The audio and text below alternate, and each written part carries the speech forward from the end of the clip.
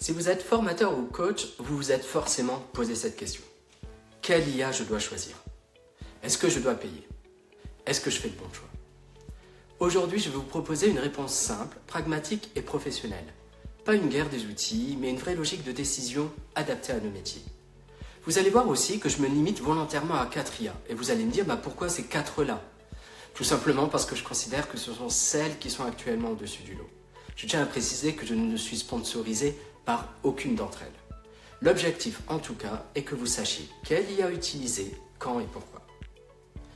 Première chose essentielle à comprendre, et c'est une très bonne nouvelle, pour un formateur ou un coach, 95% des besoins sont couverts par n'importe laquelle de ces 4 IA dominantes. Rédaction, analyse, synthèse, conception pédagogique, ChatGPT, Gemini, Claude et Perplexity savent tous faire cela. Donc le vrai sujet, ce n'est pas de savoir si l'IA est capable d'eux. Le vrai sujet, c'est quelle est l'IA la plus adaptée à mon besoin. Au départ, quand vous débutez avec l'IA, le gratuit suffit largement. Pourquoi? Parce qu'au départ, votre priorité n'est pas la performance maximale. Votre priorité, c'est d'explorer les possibilités, tester les différentes approches, apprendre à formuler de bonnes demandes et comprendre comment l'IA pense. Tant que vous êtes dans cette phase d'apprentissage, vous n'avez aucune obligation de payer. J'avais envie de vous dire que le payant devient pertinent quand l'IA est un partenaire du quotidien pour vous. Quand vous l'utilisez à chaque fois pour concevoir régulièrement vos supports, produire plus vite, automatiser, faire énormément de choses.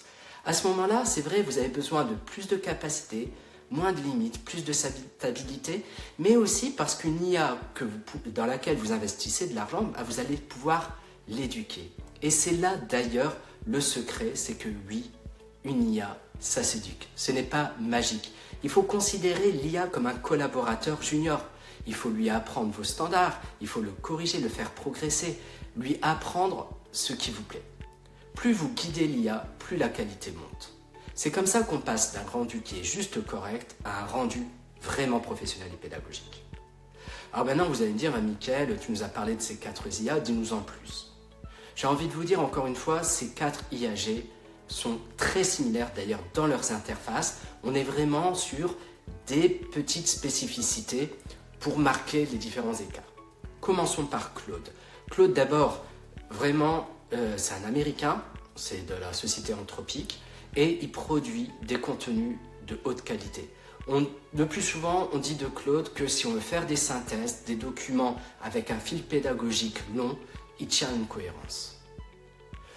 Le deuxième, qui a d'ailleurs pris un petit avantage actuellement sur ses 3 autres congénères, c'est Gemini, tout simplement parce qu'il est très interfacé avec la suite Google, ce qui lui donne un avantage certain.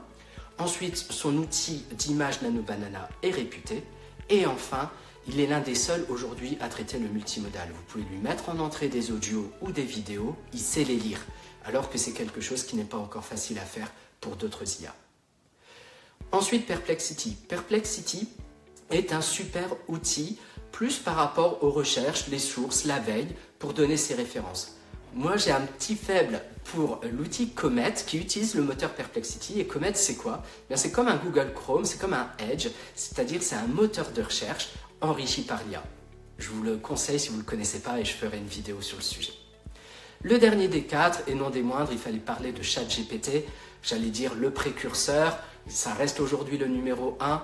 On le définit un peu comme un couteau suisse de l'IA, il sait faire beaucoup de choses, il est très convivial et en particulier, moi je suis un grand fan de son moteur d'image, je le trouve performant, même plus performant, en tout cas c'est ce que je pense, que Nano Banana.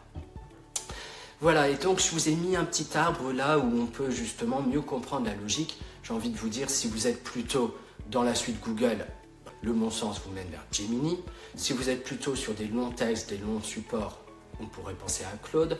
Si vous êtes plutôt dans la veille, la source des données, les recherches, Perplexity. Et sinon, le couteau suisse ChatGPT va pouvoir correspondre. Et donc, terminons avec un plan d'action en 4 étapes. Finalement, la première des étapes, c'est d'abord de débuter en gratuit. Puis, une fois que vous avez choisi votre IAG, passez au payant. Quand vous avez votre IAG principal, éduquez-la jusqu'au moment où vous en êtes complètement satisfait. C'est exactement ce cheminement qui permet de passer d'un usage gadget à une vraie posture de formateur augmentée par l'IA. Et voilà, j'espère que cette vidéo vous aura plu. C'était Mickaël, votre coach en IA. À très bientôt sur ma chaîne.